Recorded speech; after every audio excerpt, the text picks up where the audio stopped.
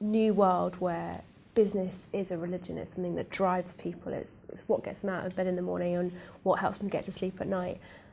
That's one of the biggest themes of the book, I think. Should we talk a little bit more about how you first started to write about that and what you wanted to say with the novel? Jihad is a word we've all come to understand a lot more about in the last decade. And jihad means struggle, as I understand it. I don't think it's wrong to talk about the last 3 decades or so of capitalism as the jihad for shareholder value. And there are professors in business schools. Rakesh Khurana at Harvard is a really notable one, who have done scholarly research studies of this exploding phenomenon. And the doctrine that companies are there solely to maximize shareholder value, people like Rakesh Khurana have demonstrated it didn't come about by accident. After the Second World War, people had seen science, and I guess I would say science is for me another key word along with religion lying around in the book there to be noticed if you want to notice it. The Second World War, ending of course with the atomic bombs, was a tremendous demonstration of the power of science for good and evil. So science, along with religion, is for me an important background thread in the plot. The idea, which is there in a lot of universities, is if only things like business schools and subjects like sociology and anthropology could really be scientific, we'd know the real truth. And so what you see in the book is a novelistic exploration of, well, what might it be like if science alone could reveal the deepest truth about human action and ethics? And the conclusion I'm offering as the writer is that it can't. Human life is more complicated than that. And that brings me back to why then I've written, since my doctorate, 2 applied research books, which are kind of attempt to fit the academic canon, looking at different aspects of leadership. But that's why this book had to be something that belonged squarely in the humanities, that squarely belonged in what are the bits of our lives and our society that we lose if we adopt a very blinkered scientific approach. And laughter and humour in the form of a novel kind of sat there tapping me on the shoulder saying, please have a go. And I think alongside that rise of the business school is almost a kind of rise in a set way of thinking, you know, as a byproduct of studying at certain schools and learning about certain cases. Do you think that the rise of the business school means that we're going to end up with people that all think the same? Or do you think that actually we're going to end up with people who have learned a great deal about business and might see the world a different way? So there's something to be important and clear about. Within business schools, there is a highly admirable small minority of professors, I've named one earlier, who are in the forefront, and I name some of them in the acknowledgements at the back of the book, in the forefront of doing what an academic should do, which is pointing out the problems in their own institutions.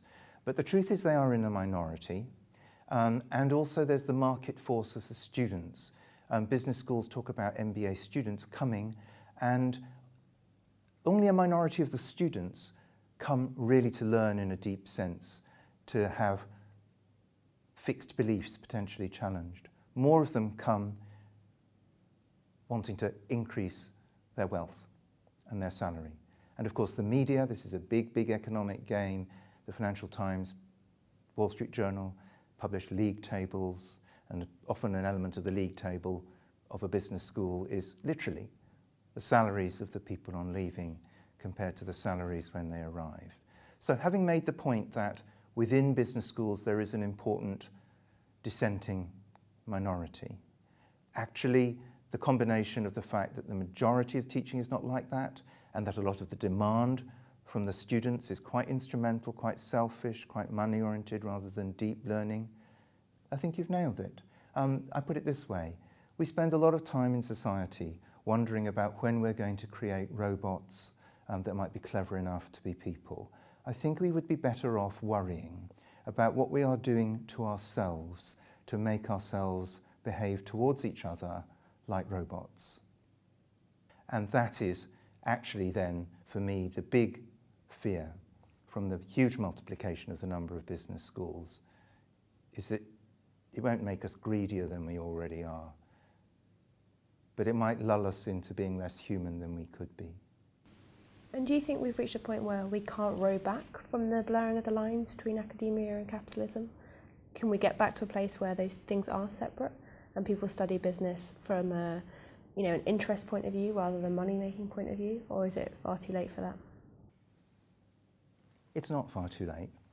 And one of the great things about why we need the humanities is because any human interaction has got so many complex and unexpected possibilities.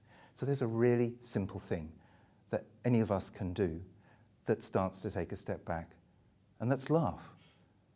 And that's another reason why it's a farce. So go back to that impulse where I said, an impulse which I didn't really understand, to write a farce about leadership. I think we all understand, if we were in the presence of a powerful single individual, that if you feel you're in an environment where laughing is a dangerous activity, then that's like a canary in the coal mine. You're warned. Something is prickling in your back and telling you you're around a dangerous leader if it's tricky or dangerous to laugh. I'm wanting to generalize that. Not just the individual leader, but all the stuff that pours out in our society, not just from business schools, but from politicians, from all sorts of things about how leaders should be and how we should admire them and all of that. I think leaders are important. I've spent my life devoted to the selection of leaders. Why would I have done that if it weren't important? But we're not laughing enough. We'd have a healthier way of being led if we understood that people who seek to become Prime Minister or CEO of corporation or editor of a major newspaper, that those are big jobs, that they need highly skilled people to do them. And if we have a healthy society, they'll laugh more and we'll laugh more with them.